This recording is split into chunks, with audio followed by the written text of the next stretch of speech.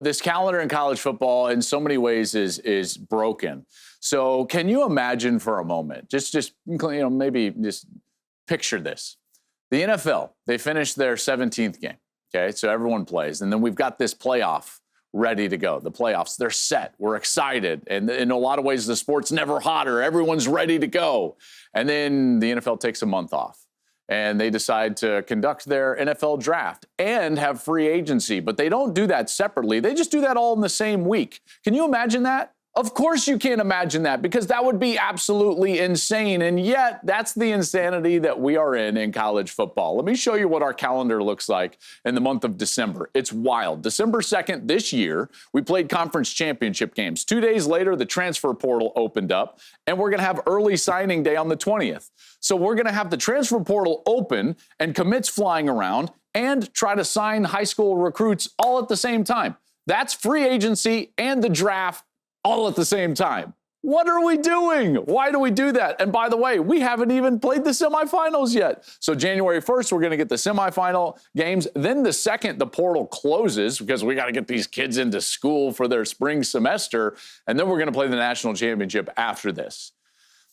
This is a pretty easy fix, okay? The first thing that we need to do is understand that we no longer have the historical bowl season that we used to, that we're going to wait for January 1st, take a bunch of time off for finals, and then play these games and get ready for the spring semester. The world in so many ways in college football has changed, and we need to change and evolve with it. One of the things that we need to do is make sure that our playoff starts right after the regular season ends. So see this December 2nd conference championship games? I want these semifinal games to move all the way up right here, which means you can bump down everything else. Then you would open up the portal, and you would have a portal section and period where you can get kids, recruit kids, and get them in for the spring semester. Then we would no longer have early signing day, but we would have traditional signing day, and it would be separate. This would be better for everybody involved. It would be better for fans. It would be better for the health of the sport, because as the sport is at its hottest point late in the regular season, we would just jam right into the playoffs. Okay, so you take all those big ratings and all of that enthusiasm and you continue it into the playoffs.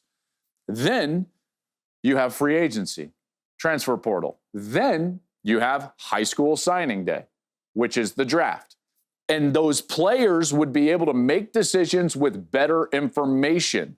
Okay, it wouldn't be this blender of what we have right now. And it would also allow these coaches to, I would say, conduct their business in a more organized manner and build rosters, I think, in a more organized manner as well. So this calendar that we just experienced, we need to throw it out. We need to do something a little bit different in college football. This is not 1980 anymore. Let's start acting like we're in 2023 and beyond, and I think we can do that by fixing the month of December in college football.